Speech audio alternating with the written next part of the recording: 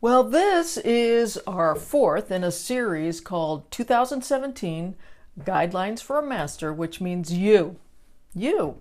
It has been said that the most powerful thing in the universe is energy, and if you truly understand how it works and how you can manipulate it, how you can work with this energy, which we call substance in unity, then you will be very mindful as to how you are in the world. Therefore, let me just tell you, this series is for deep thinkers like yourself. It is not for pansies. It is not for people that just want to just kind of know the truth and not really practice it, but it sounds okay to them. This is for people who are committed to truth principles. This is about a program that applies principles so that you can create the kind of life that you want, from the formless into physical reality. So that being said, most people in the world, they are raised to be average and they're raised to be ordinary. And to think average, ordinary thoughts and to go along with the collective unconscious. Remember what I said about the collective unconscious? Unconscious because most people are unconscious as to what they think and what kind of energy that they're putting out into their individual worlds. So the collective unconscious, this is a collective of people that are unconscious as to how they're creating their world. So now I'm not putting down ordinary and I'm not putting down average, but at least for me, average and ordinary are just, they're not good enough for me. And I'm sure that average and ordinary is not good enough for you either. Because innately, there is that Spirit of God that is within each one of us that is looking to expand itself into an extraordinary positive experience. So being extraordinary is something completely different than being ordinary. It's about recognizing that within you that there is something very, very, very, very amazing that's going on here. So these principles that I've been talking about the last 3-4 weeks, what we're saying is that we are going beyond average, we're going beyond the ordinary. Therefore, I'd like to offer a poem for today's lesson. It was written in the late 1700s by the poet Samuel Taylor Coleridge, and this is what it says. It's called, "What If You Sleep?" What if you slept? And what if, in your sleep, you dreamed? And what if, in your dream, you went to heaven? And there you plucked a strange and beautiful flower. And what if, when you awoke, you had that flower in your hand? Ah, what then? The poet asks. Do you believe that it is possible to bring something from the world of the formless into the world of physical reality? I have had firsthand experiences at this. It always blows me away. I'm sure you've had firsthand experiences of this where something you just thought has come about into physical reality. But the experience that blew me away the most in my life was that one night I dreamt that I was driving down the street and all of a sudden this little mouse from the floor jumps up to the passenger seat and then jumps on me. And I just start screaming. Well, that was the dream that I had. That was on a Saturday night. And I told my partner, Steve, the next morning. It was Sunday morning. I said, man, I just had the craziest dream about a mouse in my car. So that day, I'm driving home from church. And I called my dad to check in on him. So I'm peacefully driving down the street talking to my dad. And all of a sudden, this little mouse in real life jumps from the floor up to the passenger seat and is looking at me like he's about ready to jump on me. And I just start screaming just like my dream. Well, I hung up from my dad, being with my dad on the phone. Of course, he's wondering, well, what's going on? And so I parked the car quickly in front of the house and I ran into the living room. Steve was talking to his mom on the phone, and all I could say, because it was like talking through mud. And I said, "There's a mouse in my car." And he's mouthing, "There's a mouse in my car." Well, needless to say, Steve did get the mouse out of my car. But later that day, I called my friend Dr. Michael Lennox. He is a well-renowned dream expert. And he said, that's very interesting. Every once in a while, I come across people who can create physical reality from their dream state. But be very mindful, he said. He said, "Cathy, be very mindful. Let this be a magnificent example as to how powerful the imagination can be." So, we're going to talk about the power of the imagination. That was such an extreme example for me that now this is one of my very favorite topics. So let's take a look at the word imagination. Imagination. I, personal pronoun I. Magi, which means magician. Nation. You are a magician of your own nation, of your own world. You can use the power of the imagination to create the kind of world that you prefer. Now, consequently, imagination is an extremely powerful tool, and we will discuss what way it is so very powerful and how you can apply your imagination in very potent ways to allow and to create your ideal life.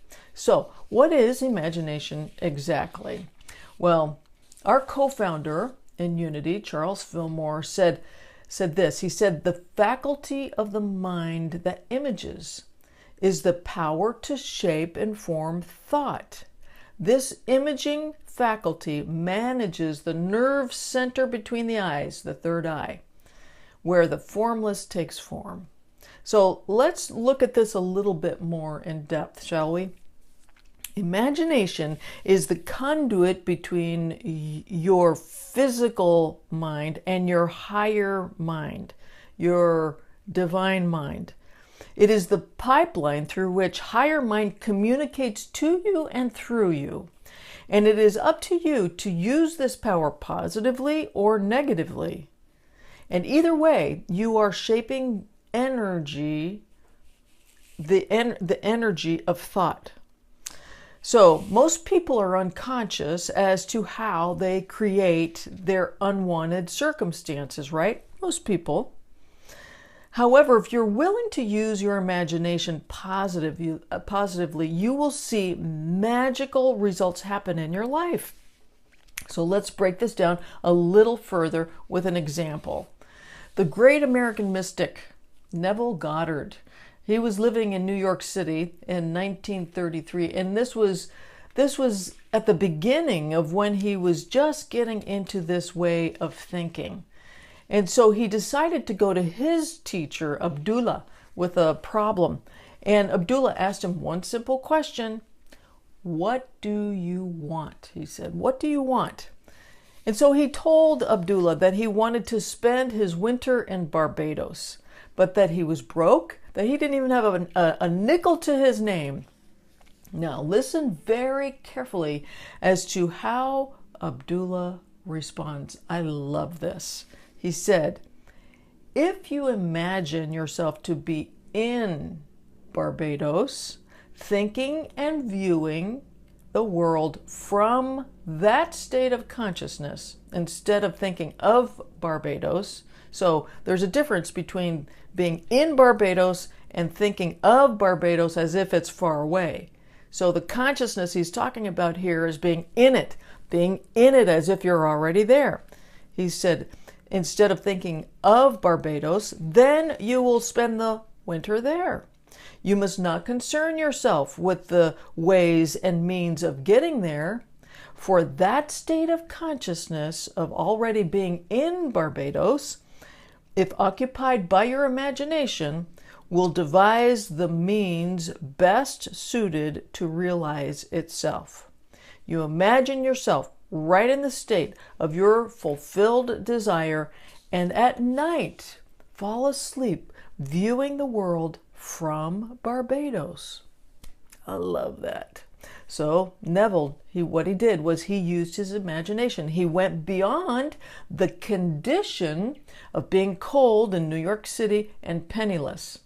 That's hard to do. It takes a master to see beyond condition, right?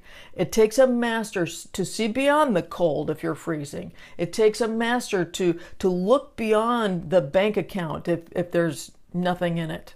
It takes a master. So the master, Neville Goddard, on and off during the day, he would see himself there. He would fall asleep every night with visualizations of being in Barbados during the winter time. And then this is what the master, Neville Goddard, had to say about his experience. I love this. He said, "Within a month, I received a letter from my brother saying that he had a strong desire to have the family together during the winter, asking me to use the enclosed steamship ticket for Barbados. I sailed 2 days after I received my brother's letter and spent a wonderful winter in Barbados. This experience has convinced me that man can be anything he pleases if he will make a desire habitual and think from the end result.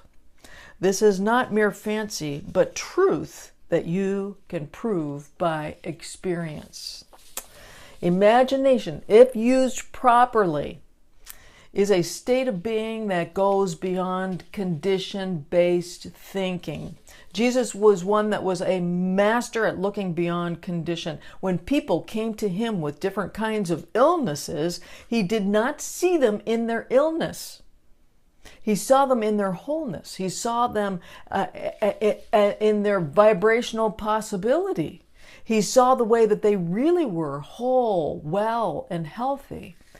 He held the vision in his mind so powerfully that he dominated the vibration of their being so that they could be healed. And then he said, this was very important, he said, "Go and tell no one." Go and tell no one. And the reason he says, "Go and tell no one," is because most people in this world have conditioned-based thinking. And most people like to dictate their conditions on others. They let conditions dictate their inner environment, and they like to project that on other people. So great healers, they know this truth. So let's just bring in a little science here, because I love this. I love how we can manipulate energy through the power of the imagination. So consider the following examples from medical literature. One is a man who died long after hearing that he had incurable cancer, even though his autopsy had revealed that he had been misdiagnosed. He was completely free of cancer. He actually was very healthy. But his mind, in his imagination, he thought that he had cancer and he died. A woman whose long-term depression lifted so dramatically during an antidepressant drug trial that she was sure that she was receiving the active drug, only to find out that she was part of the placebo group. She wasn't even receiving the active drug. I love this one. There was a woman in Chicago who died after imagining that she had been poisoned. A neighbor had given her a little bit of black tea, and she felt the caffeine of the black tea, and she thought she had been poisoned, so much so that she went ahead and she died. And yet, what autopsy showed that she was very healthy. So how did these people change their state of being? If you have read any of Joe Dispenza's book, he clearly points out the science behind this. I'm going to read this to you. It says, we can learn to create new neural pathways and make new neural connections so that we can break the habit of being our old selves. These changes in our brains can then lead to changes in our bodies, thanks to the relatively new science of epigenetics, which torches the old school idea that our genes are our destiny. While you may indeed have a genetic tendency toward developing certain diseases and conditions, the latest research shows that by learning to change your neural wiring, it is possible to turn off those undesirable genes and to signal new, healthier genes to turn on. The key is this technique called mental rehearsal, where you imagine a desired outcome in such a way that you make your inner thoughts more real than your outer environment. If you combine a clear intention of the new future you want with an elevated emotion such as joy and gratitude, you can give your body a taste of this future experience in the present moment. So, there is a little science behind this truth principle, but here's the deal. Here's the spiritual level of this. Using the imagination tells the higher mind what your ideal scene is, and the higher mind says, the how will be taken care of. You don't have to worry about the how. And the higher mind can see. It has this elevated view. It can see what the physical ego mind cannot see. The physical ego mind is not, it doesn't have that capacity to even see all the possibilities. The higher mind can see all that is going on here. The higher mind can see the many paths through which to create your desire to come through. And the translation through the imagination is that physical sensation of excitement and joy. That is how the higher mind speaks to you, right? Through enjoyment, through delight, through pleasure. So when you have a divine idea, it usually comes through excitement. So here's a true story. I love this story. This woman she was a fantastic photographer. It was her passion. But let me tell you, her other great passion was going to sacred sites and photographing them. And her physical reality said, I want to do this. I want to go around the world and take pictures of these sacred sites. But physical reality said, but I don't have any money. Her company that she was originally working for had downsized, and so she was without a job. Now, she used the power of the imagination. The higher mind was speaking to her and said, you can do this. She saw herself using the power of the imagination, traveling through different sacred sites, taking pictures of incredible beauty, and she did not allow the current definitions, the current conditions to describe or to tell her what was going on in her life. She did not allow outer circumstances to dictate her inner environment. Sometimes you have to look beyond so-called facts. It takes a master to look beyond the so-called facts. So she allowed herself to stay in the vibration of her imagination, where anything is possible, right? In your imagination, anything is possible. Instead of going into fear frequency, She chose not to go into fear frequency. And by staying in that appropriate vibration of her ideal scene, she was able to receive inspiration and guidance for how she could live her dream. Now, just a side note, if you are in fear frequency, if you are in anger frequency, if you are in resentment frequency, it is very difficult to receive any kind of how-to guidance, like what to do next. It's very difficult because guidance will be invisible to you. Your concentration will be on fear, on resentment, on anger, wherever your focus is. You cannot hear higher guidance. However, what she did was she stayed in that state of being where all good things happen. She received inspiration. She received her guidance, and her guidance felt like great joy. And so this is what she said. She said, I will go to the airlines and I will ask them to fly me around the world for free so that I may take wonderful photos of these sacred sites. And then she added, if you will fly me all over the world for free, this is what she's asking the airlines, the beautiful pictures that I will take, you can use in your travel brochures. And so there will be a free and fair exchange. And they said, absolutely, that's a great idea.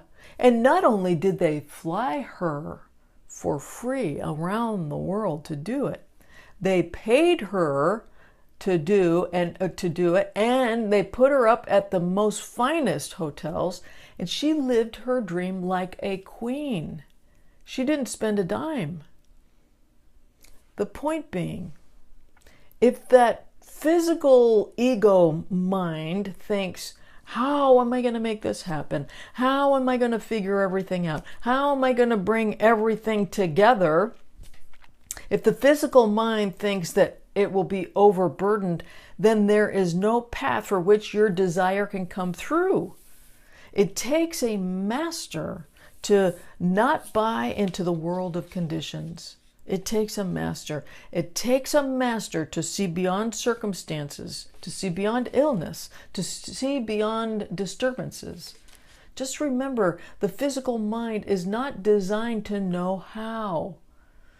But higher mind has the view, has the observing view of infinite possibility on how to bring everything together for you.